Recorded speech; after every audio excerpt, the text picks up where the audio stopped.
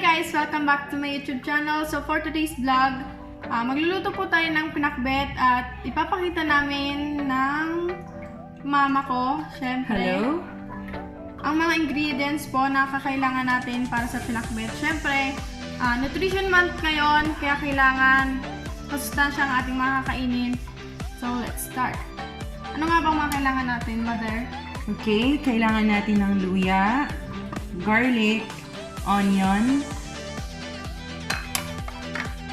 Tapos, kamatis, kamote, kalabasa, ampalaya, sitaw, patani, okra, syempre ang sili na green, and then ang ating talong. Kakailanganin din natin ng sahog na karne ng baboy. And of course, ang boneless bagoong ng Lingayen, Pangasinan. Ang ipinagmamalaki ng Lingayen, Pangasinan. Sobrang sarap na bagoong. Siyempre, kailangan rin natin ng paglulutuan At mantika, bago natin makalimutan. So, ngayon, pag mainit na yung ating pan, maglalagay tayo ng kaunting mantika.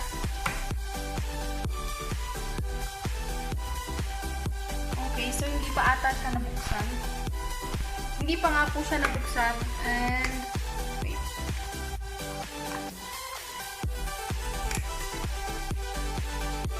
Konti lang.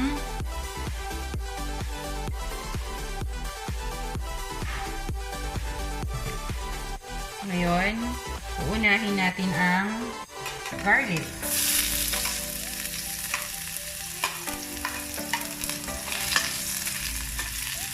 Halu-haluin natin hanggang sa maging golden brown. Ngayon naman, isusunod natin ang sibuyas. Halu-haluin lamang hanggang sa maging ang sibuyas.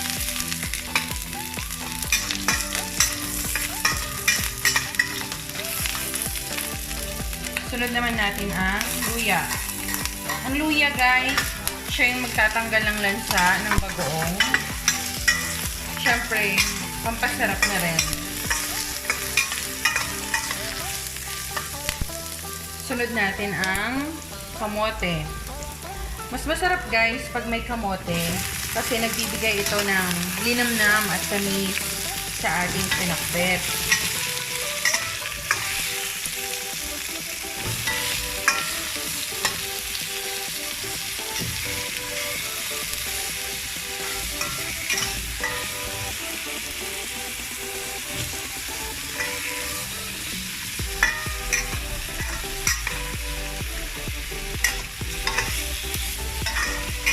Hayaan lang natin siya na lumambot.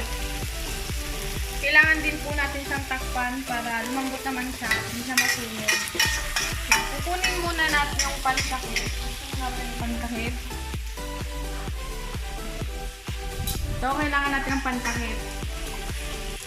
So, itong video na to, guys, para to sa Nutrition Month sa TLE sa St. Columban College, Lingayen.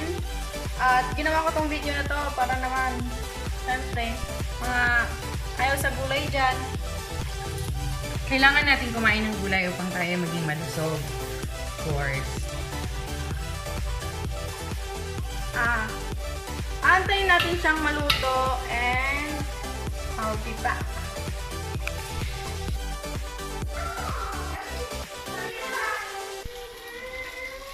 Okay guys, halu-haluin lang natin.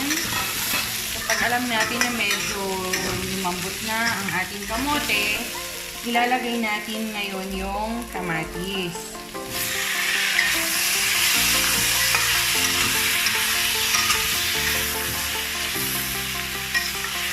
Nauna si kamote guys, kasi kailangan maging malambot siya hanggang sa mamaya. Mahirap Mahirap kasi lutuin si kamote. Okay.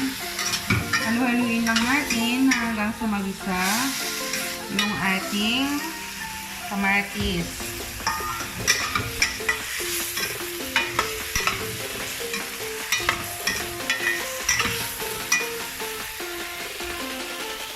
Takpan po muna natin.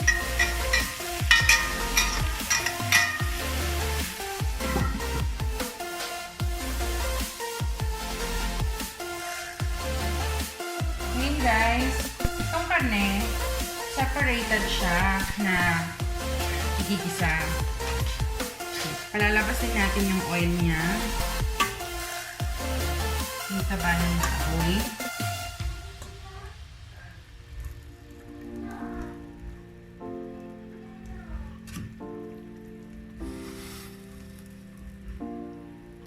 Antayin natin guys na maging golden brown ang ating karne.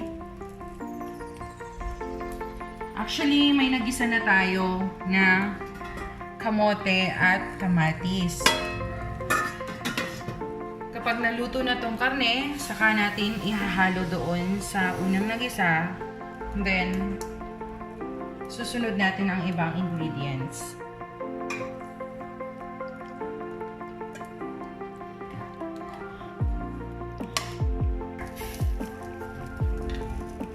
So, lalagyan natin siya ng kaunting water para at least maluto siyang maigi.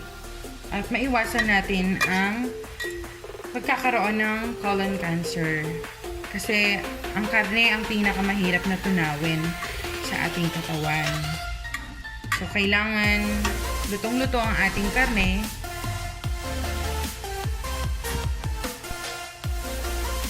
Hahayaan na muna natin siya guys na mag-simmer na hanggang sa mawala na yung water niya at lumabas na yung sarili niyang oil.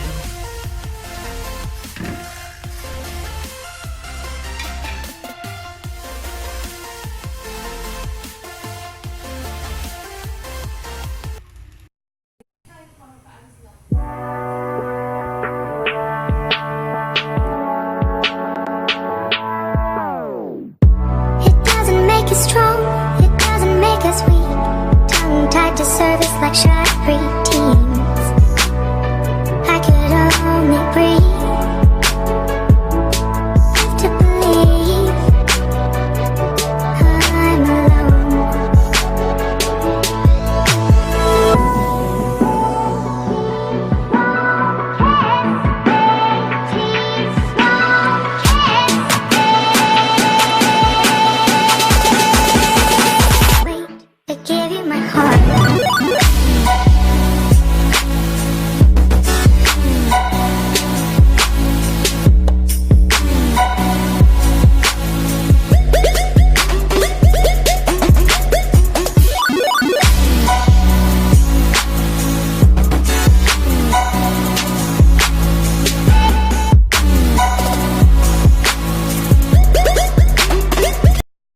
Guys, so haluin muna natin siya. Halu-haluin lang para hindi stuck yung karne. Yes.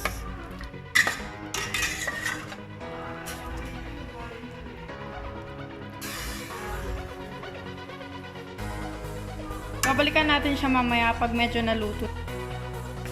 Ayan guys, malapit na siyang matuyo. So, aantayin na lang natin konti ang paglabas ng kanyang sariling mantika.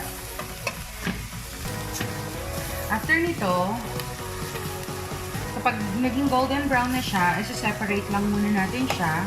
Saka natin itutuloy ang paggisa doon sa kamote at kamatis. Saka natin isusunod na ilagay ang nilaga at ginisang karne.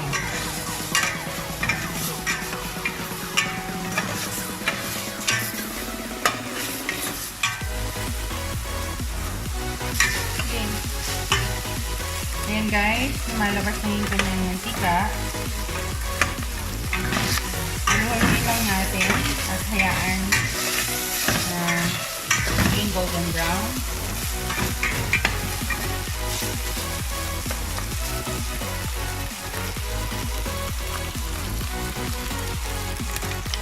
nag-brown na siya, guys. Papatayin na natin ang apoy. Dahil, ang isusunod naman natin ay yung ginisa natin kanina.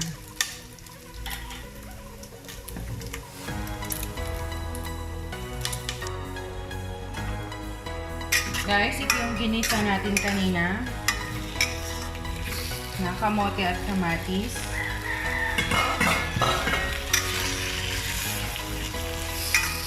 Ngayon naman, ibubuhos natin dito yung ating nilaga at ginisang karne.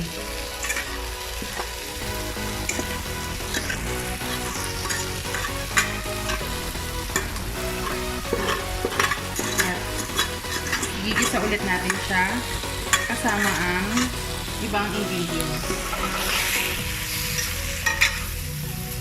Kung mapapansin nyo guys, sineparate ko talaga yung karne para maluto siya mabuti at hindi umamoy yung karne sa ating lulutuin pinakbet.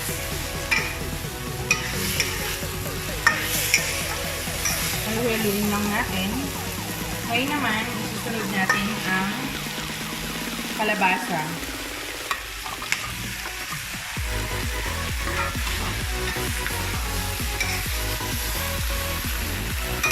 Haluin natin ang kalabasa.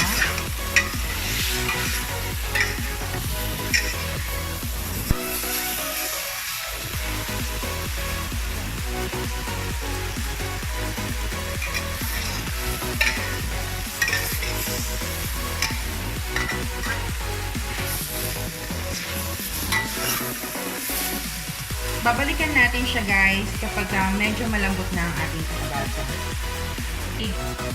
Okay guys, nagisa na ang kalabasa. Susunod naman natin ang ampalaya.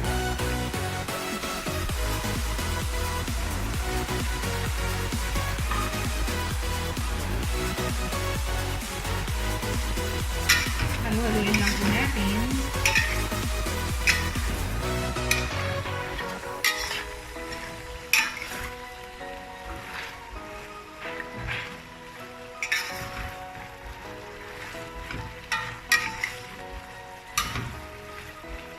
Okay. Hayaan po muna natin maluto ang ampalaya.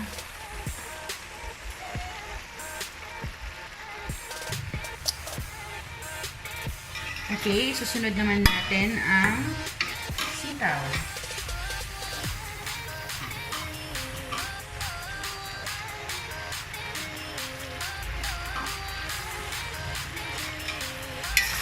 Haluin lang natin.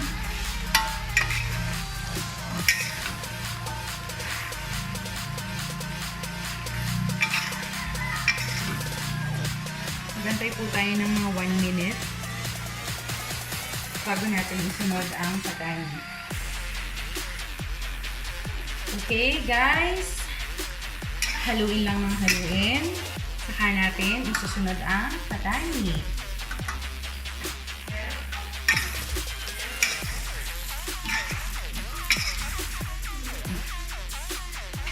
Tapos, lalagyan natin siya ng 1 cup of water. Aantayin natin siya na mag-simmer. Tatakpan muna natin para dali siyang mag-simmer.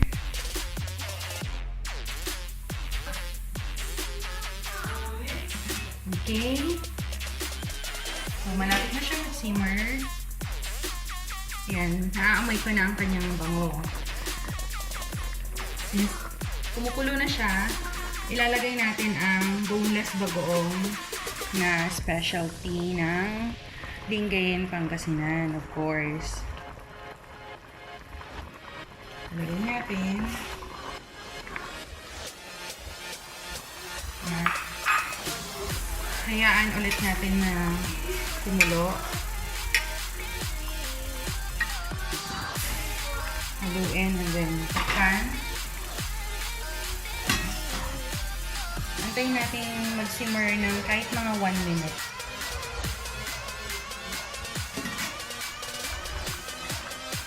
Ayan, tumulo na siya. Halo-haluin natin konti. Then, ilalagay na natin ang talong.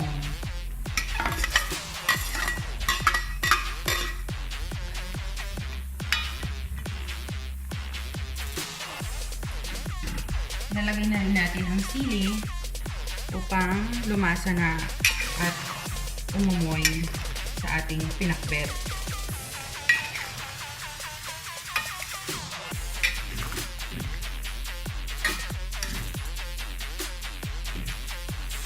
Aantayin ulit natin na mag-simmer hanggang sa maluto ang talong bago natin ilagay ang last ingredient na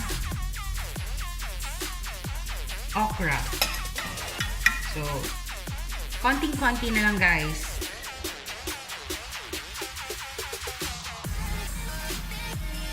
So, ayan, simmer na siya at luto na rin ang ating talong. Ilalagay na natin ang ating okra.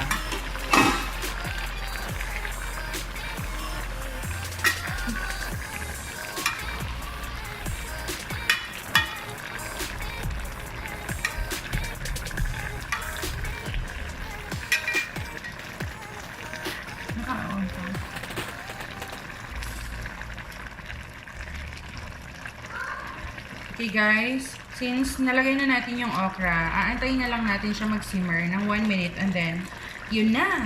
Luto na ang ating pinakbet.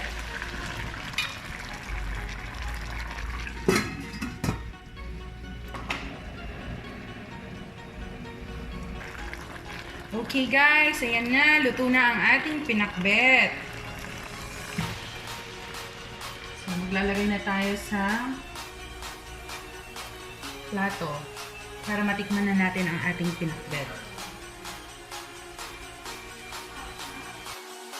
Okay guys, so ayan na po siya. Si mama na talaga yung pinagluto ko kasi baka magkamali ako. Hindi pa siya maging masarap. So, titikman na po natin. Tikman na natin ang ating pinakbet.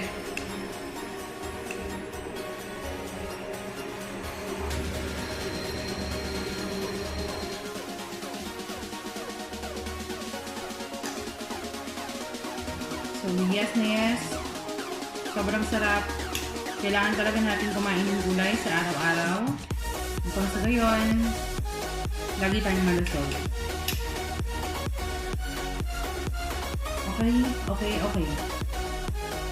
Thank Please you. guys, subscribe my YouTube channel and like the bell button. No. Yes. So yun na po. Bye-bye!